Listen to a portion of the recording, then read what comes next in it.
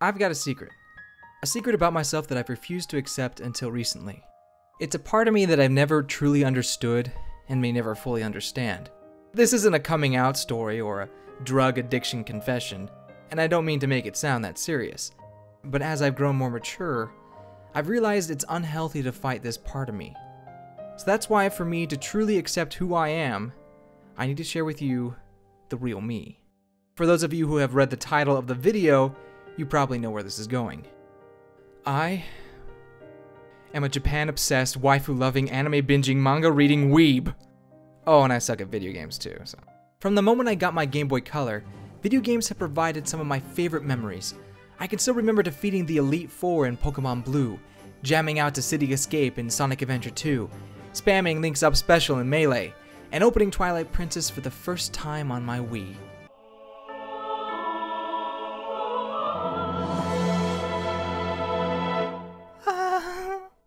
These are all memories that I hold dear. However, there's also an embarrassing side to them. I needed my cousin's help to beat Blue. I died more times than I can count in Sonic Adventure 2. The only players I could beat in Melee were my siblings, who are 5 years younger than me. And I had to use an online guide to solve some of the puzzles in Twilight Princess. Loser! At the time, I didn't think much of it. In fact, I thought my skills were fairly decent. And then I met people who were actually good at video games. My world was shattered. I tried to fight it, reasoning these people were just abnormally good at games, but the fact of the matter was, when compared to the average gamer, I sucked. And I still do. One of the hottest debates in video games today is whether or not developers should go out of their way to add an easy mode to their games for below average gamers like myself. This argument stems from recent journalists and gamers complaining about the difficulty of Sekiro, Shadows Die Twice. They argue adding an easier mode would make Sekiro more accessible to fans with varying skill levels. If you know From Software, the developers of Sekiro, you know they also developed the Souls games and Bloodborne, games notoriously known for their trademark difficulty. Basically, rage-inducing difficulty is their bread and butter.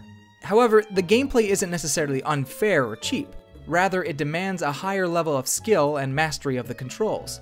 The difficulty is so infamous that journalists for a time frequently compared abnormally challenging games to Dark Souls, eventually becoming a meme for how overused the comparison was. Man, Breath of the Wild is like the Dark Souls of Zelda. Please, stop. You're embarrassing yourself. So how did From Software's fanbase respond to the criticism? Well, wank. I feel personally attacked. Making stupid videos on YouTube doesn't technically count as game journalism, but not only do I write as much as a part-time journalist, I also occasionally review games for this channel. In a sense, reading these tweets saying those who suck at video games shouldn't review games is like saying I shouldn't review games.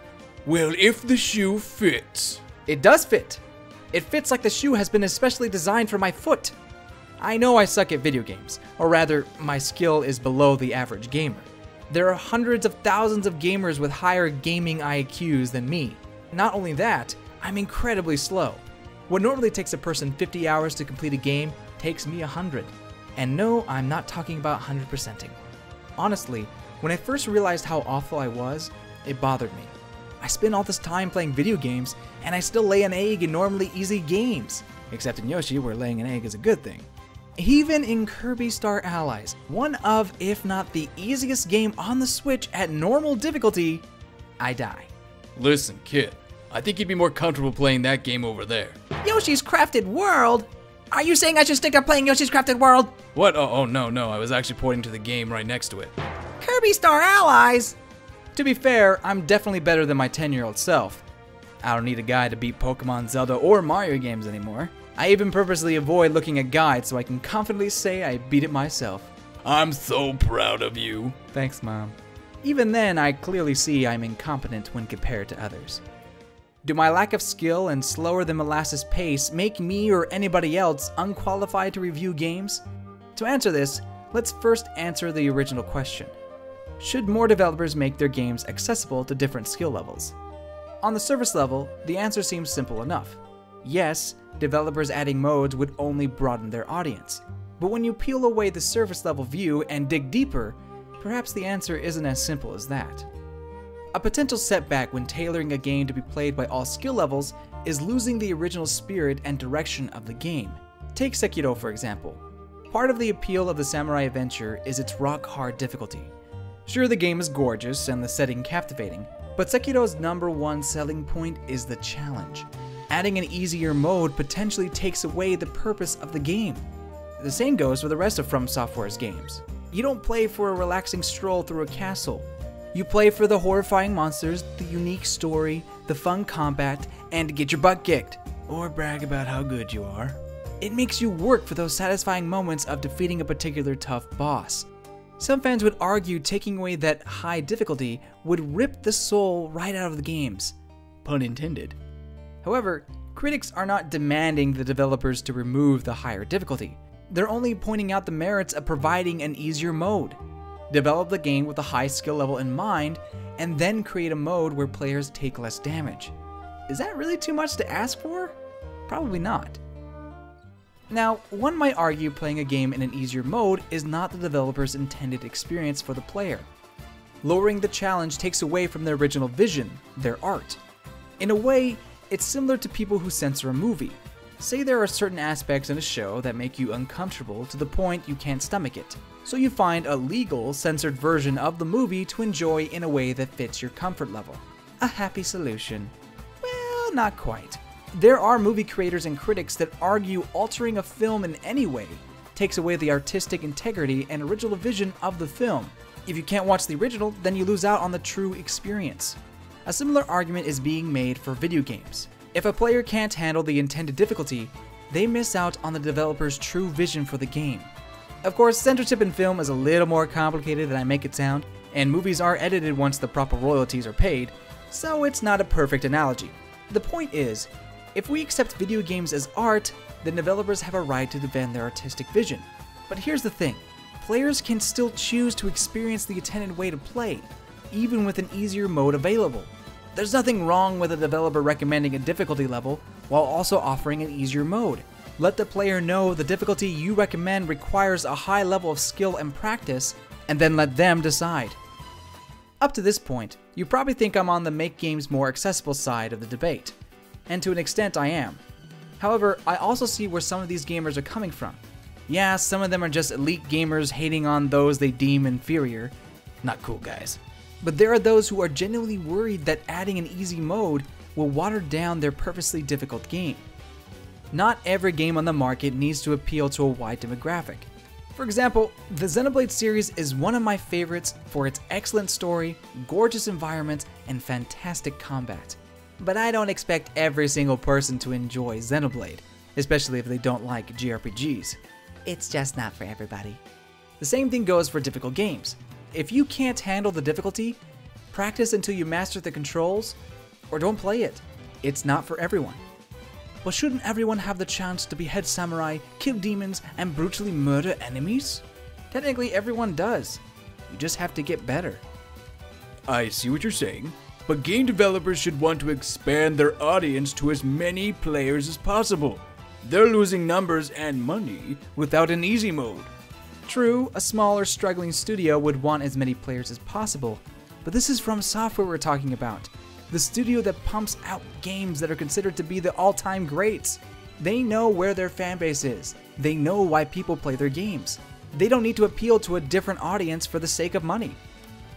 After looking at the reasonable arguments of both sides, I personally believe adding an easier mode to a typically difficult video game would not ruin the game's artistic vision, but allow less skilled players to gradually build up their confidence to try the normal mode.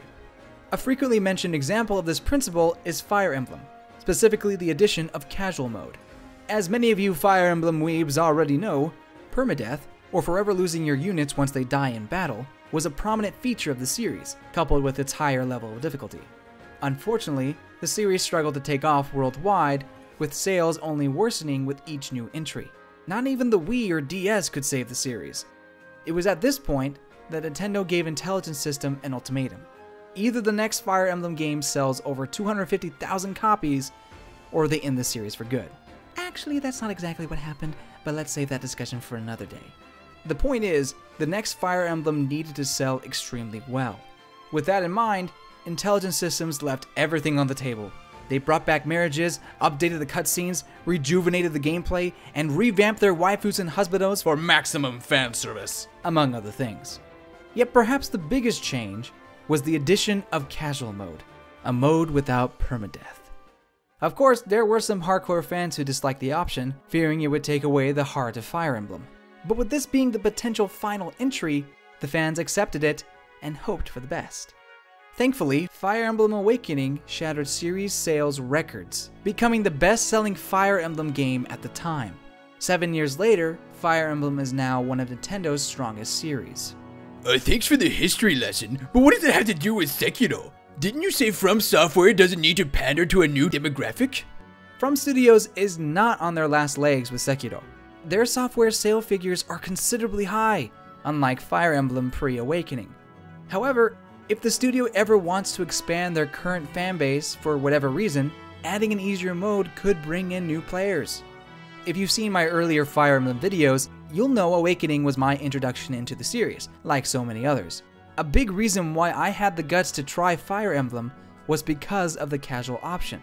Without it, I probably would have avoided Awakening or rage quitted halfway through. Since playing Awakening, however, I played through older Fire Emblem games, where permadeath is the only option. Thank you, Easy Mode.